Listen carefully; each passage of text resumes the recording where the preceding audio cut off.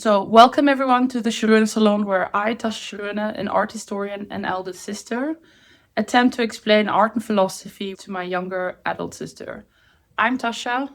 I'm Bianca, and I'm number 4. We're 6 girls. Today, I'm dragging Bianca into like 3 pages of the book we're discussing, Anton van den Bram, Thinking About Art. It's a really dry book, and the reason why I wanted to mention napping is these 3 pages took me several months to understand that we're going to discuss now, and I would really appreciate your input into this. It's about the distinction between art theory and art philosophy. I'm not quite sure to what extent I can help you understand this text. I do have a background in philosophy and art theory, but let's just dive in and see. I'm very excited to hear your insight as someone who did a very wide bachelor in humanities at the Roosevelt College and also now in your neuro-engineering Yeah, you can call it neuro-engineering. masters. Yeah. So, what's your initial reaction to the term art sciences? Well, the science major in me wants to define it because art sciences inherently doesn't have a meaning to me in the sense that I have no idea what the parameters is in which we're discussing it. I can only assume that some form of science, which is usually a precision tool, and some form of art, which is very process related, is involved. I think that's a very smart way to say it because I didn't give you anything else. Because today we're going to talk about the difference between art philosophy compared to art sciences. And art sciences is a very imperfect explanation because in Dutch we call it kunstwetenschap, which directly translates to art sciences. But it's a very difficult question to answer. There's actually a really big thing at university. Is university also supposed to include social sciences, humanities, or only the hard sciences? And it's actually been a discussion whether to include humanities or the social sciences. So I'm actually very up to date in that discussion. I take a very clear ontological point in that discussion. I think people that focuses on the hard sciences as being the only like golden measure of science, they grew up in this innate sensitivity to the tradition of science where it started, which like the parameters of their world and the parameters of the hard sciences, they never had to think about anything else. They can harden their identity by following this, in my opinion. The people who have other sensitivities but grew up with the dominant idea of science bring all these other context factors in that the people whose world ends at the very specific gold standard of science is an old imagined thing that doesn't even exist. Physics. Mm-hmm. Physics has evolved on its own as this because it has the privilege, because it's the best hard science. It evolved on its own to things like quantum physics, and the idea of hard sciences that most people have, it doesn't exist. It's just made up because that's where their ontological world ends, and they have. Can I stop you? What does ontological mean? Ontological is a philosophical term where you take a clear philosophical position in the subject in which you will approach it. So if you ontologically think there's no such, like, for example, in psychology, you don't believe in environment cues, you only believe that psychological traits of a human is stable, so you'll never look at environmental cues because you, from the get-go, they're not part of your worldview. If you believe in relationships between environment and people, from the get-go, you'll be more context sensitive when measuring these traits of a person in the context. And that's where ontological comes from. This whole podcast is about exploring different philosophical lenses. Yeah. And the philosophy is part of the hard sciences and the soft sciences because it's a question also about why are we asking this question? What is the actual question behind this? But I really appreciate you mentioning that the hard sciences is an outdated idea of looking at science and the soft science, but it is still part of the tradition of how we engage with academic It is. work. And so the whole point of this first season of this is just looking at the most basic terms. Because I think a lot of our discussions, we miss each other because sometimes we look at it from a different lens. Yeah. And It's not just in art discussions, it happens all the time in academia and non-academia. and you have to, like I learned in anthropology, you have to state your biases, but they don't expect that from the hard sciences, that you have to. It's being introduced that you have to, it's called positionality. Yeah. You know, it is being introduced in the hard sciences, although I must say it's a 20-minute lecture and a paper that nobody reads of like an entire 2 year master's. And most people performatively write the first sentence. Yeah, but I feel like it always feels performative. But the point of it is not everyone knows this about you. At the International School of The Hague, when we also had to write these types of things, it was like we called it like the bullshit. But we hadn't learned then that not everyone comes from the same socio-economic or philosophical or world, because we were just assumed, like we had no Sontag. We're like, the way I think is the way all people think. Yeah. So it feels performative because it's very logical to you, but it's not logical to maybe like in 3 years' time at a conference, nobody knows you. Yeah. I totally agree. I do experience this performative situations. I have like my toes in so many different departments, and the departments are relatively close. I'm the one voyaging between them and trying to find some common thread to anchor myself in. So if I visit these departments, I see how it's structured and how it closes off its parameters. So obviously it's not for everyone, but as an interdisciplinary person, it's more black and white. I also, as an interdisciplinary person, it is crazy to me how, even though there can be rooms next to each other, or even like English literature next to Russian literature, that they do really create an in and out moment. Yeah. And because I would also be at anthropology, like, no, you're an art historian. And then an art history department, they're like, no, but you're an anthropologist. You just don't get it. No, actually, you don't have to start something new in anthropology. We actually have so much literature of it in This happens all the time. Somebody thinks they invented something new, but it was in the other department already consolidated in like the core knowledge. Yeah.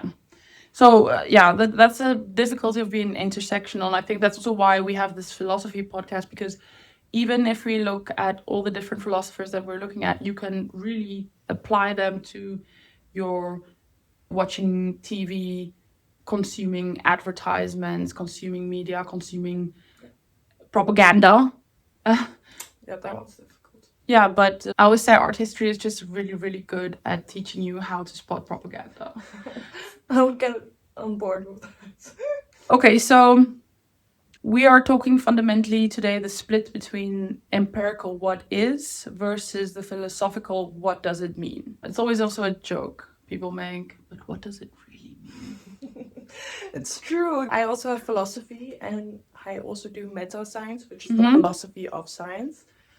And yeah, it annoys my twin sister so much because I'm coming from this view where I'm not jokingly saying, but what does that mean? Let's go a level outside of that. So that was actually my next question. So based on that, do you see yourself more as a what is person or what does it mean person? What does it mean? I thoroughly believe every science tool asks a specific question. And it's your job as a scientist to learn which context, which is asking the what question. So you're like, you need to switch between what is science the whole time, which one you use correctly. With the philosophy of the question, it needs to answer like contextual. So what you're saying is you always have to, before you employ a lens, you have to also ask, is this the correct lens? Yeah, and what's the implications of using this lens? Yeah. That draws a hard line. Empirical questions are art science. What is it made of? When was it made? Can we make data from this? But the moment we ask, what does it mean, or is it beautiful? That's art philosophy. There is no objective data for that. Breambussche says that aesthetic questions are closer to ethics. They're based on value judgment, not facts. What's your gut response to an idea? And then over the years, the influence this has had, like in art history and art philosophy, is the debate is why people argued if art history even belonged in a university, is it a science or a humanity? But Breambussche said it gives, having to ask these questions are so important. Why we are, or let me get a little bit out of what I already wrote here. He says it's so important to ask what if, because what we also then see is a lot of art history lenses or art philosophy lenses that are theories that are used actually come from literature, actually come from music theory. And I think that's also then, as an interdisciplinary scientist, you have to be able, you can have to also look at how you use a lens to give new meaning. Yeah. Have you ever seen this in? Yeah. So this, like, on the surface reminds me of two projects. One project is actually the aesthetic experience of environment, which is very much linked with the evolutionary benefit of environments and actually what makes you feel safe. Or So environment, you mean like your home and your community and the city structure and stuff like that? yeah, and Okay. also just the view you're seeing. Environment is a very broad term. A lot of discussions what it means. It's very wide. Whatever environment you're thinking of right now is probably not growing in this part of it. Let's take nature nurture as a metaphor. Some people say it's the one, others say it's the other, and then you have people that say it's both. So I would take that analogy and put it the same. Yes, if you want to get specific questions answered, it's just the humanities. If you want other questions answered, it's just the science. But the real insight comes from both together. And he also, that's what Breambussche says, the strength of having a distinction also is it stops us pretending from subjective taste as an objective fact. It makes room for different interpretations, especially from different cultures or backgrounds that might have different value judgments. So then the way we use the lens, what does that strengthen and what does that weaken? Yeah. So what you were just saying about stepping back and looking at the philosophy of the information, I'm taking a side loop from art. For example, my bachelor was in neuroscience. I have a chronic illness, functional neurological disorder.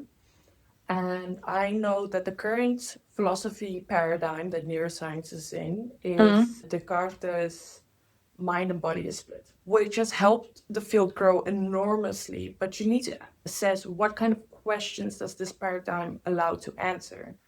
So when I came to the outskirts of where this paradigm can take me, it gave me a lot of insight. I couldn't finish my project on functional neurological disorder with that paradigm, even though the paradigm gave me so much tools that completes the picture. It was like holding me back. I eventually, because it doesn't fit in the right compartment and it doesn't fit in the system. And I had to go to a new paradigm that said mind and body is connected. And I had to learn what kind of questions were answered there and the tools from there connected to the other philosophy paradigm that I had. And then I could answer the questions with the specific illness. There's this idea in neuroscience that before like cognition happens, so rationality and conscious experience of your mind, you have precognition. Yeah. And precognition is mostly due to affective state. So that's like emotional is not the right word, but like an emotional state. And your body scans the environment, it filters everything through this emotional state. And then what stays is what you use to cognitively, if I'm going to use it or not. Because without that, there would be too many information coming in. And this idea was formalized in neuroscience by Antonio something, but it was already known in like... Yeah, precognition is very Kant. Yes. A priori knowledge. Exactly. Yeah. It's been known. It's also been quite used in aesthetic environment built situations. That this is where that evolutionary thing came with. when you look at the environment, your first thing you need to do is this environment safe for me? So you look for specific cues. Can I run over this ground without spraining my ankle if I need to? If there's okay to sleep, if there's water source nearby, if the woods are approximately symmetric so you don't have to take up too much information, stuff like that. And that happens before cognitions happens. So this whole idea of these hard sciences that ask the precision questions should never be like linked away from the exploratory phase that is mostly due to effective filtering. Yeah. And exploratory phase is part of science. It's just we don't do it as much because we have so much knowledge at the moment that we can zoom in and do precision science. But it's just it should be part of the scientific process. They're not mutually exclusive. That's what I want to say. The science question is, what's the material? What did it cost? And the philosophy question, is it profound or is it pretentious or is it garbage? Where would you usually focus your energy in a debate like this? Philosophy, 100%. Yeah, I have such a bias for philosophy in this. Like my mind, I maybe eventually come to that or ask somebody about it, but my first gut instinct is to jump and understand. When we're talking about takes, I really do believe in a post-colonial take on almost everything. I mean, you've had conversations with me. It's only about... Yeah, pretty much. I think that's the most important lens to view anything we're looking at right now in the world, politically, artistically. It's also where we're at currently in scientific development, I would say. This is the most current and future view at the moment. Yeah, but it doesn't feel that way because post-colonial theory has been here since the 1970s. And Well, I do understand that. Understand your experience, but people that are front runners are not in the majority. Unfortunately not. Yeah. But that also comes back to the front runners are usually the canaries in the coal mine, and it takes a lot of time for academics to and the bigger culture to get there. I mean, it's like a U graph, and you're there. And most people are here, and some people are here. For better or for worse. The common critiques, is the line really that clean? You already said no. Can't data on how people react to art inform the philosophy of why? Maybe. Depends how you collect the data and filter it in programming to what answer you get. Definitely. Again, there's possibilities, and most of them is just what questions are you asking? What limits are you putting on it? And do you think that because we call it in Dutch a science and in English a philosophy, because kunstwetenschap, art science, translates to art philosophy in English, do you think that that language also affects how people do research, or 100%. 100%. And also what context it, because if it's in a university which has other departments that are very sciencey, the information that you get from what is good science and what is like marginalized science is going to change how you do science.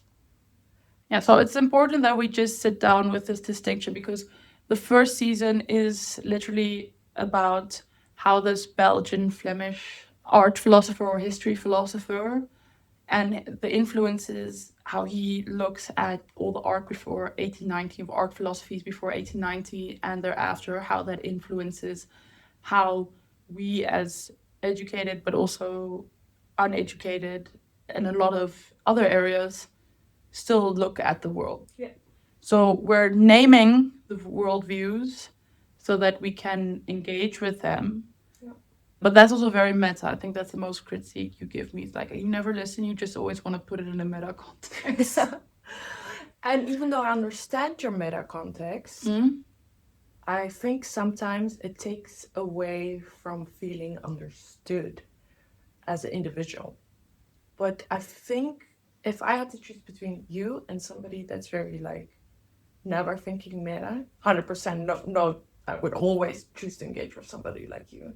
just sometimes I don't think you approach me as a sister, but it's somebody situated in a meta lens. Yeah, this is why we have the podcast. So I can ask you questions while still engaging with the meta lens. Yeah. So just to get the example, I once found a phone of a woman and there was like picture of her children on it. So I went through great lengths to get her phone back. And I finally got her phone back to her. And then the next day I saw her walking with her children. I'm like, hi. And she greeted me back and Tascha was like, who is this? And I was like, oh, I found her phone yesterday. And then she was like, oh yeah, you're more likely to put more energy to get somebody their phone back if they're women with children. It was like if you have a lost wallet or a lost phone and there are pictures of children, it doesn't even have to be their own children. There's a more likely chance that people will try to give it back or get it back to that person, but also not steal. Yeah, so what you said is correct and I agree with you. In that moment, I felt like my Autonomy as a person was like, yeah, you did something nice for someone and you did it from the limited energy and love you had in your heart. And I was like, no, that's just the science. It made me feel like I had less control, which is true, but humans love feeling in control. Oh, I'm really sorry about that. We actually discussed it straight after. I was like, why do that? And you were like, I'm so sorry. Yeah, it's a problem. That's why we're making a podcast about it. Okay, so we're rounding home, guys. Questions for you guys in the audience. Do you think this distinction is useful, or does it just overcomplicate something that should be more intuitive? Do you think that the distinction between art science and art philosophy is useful?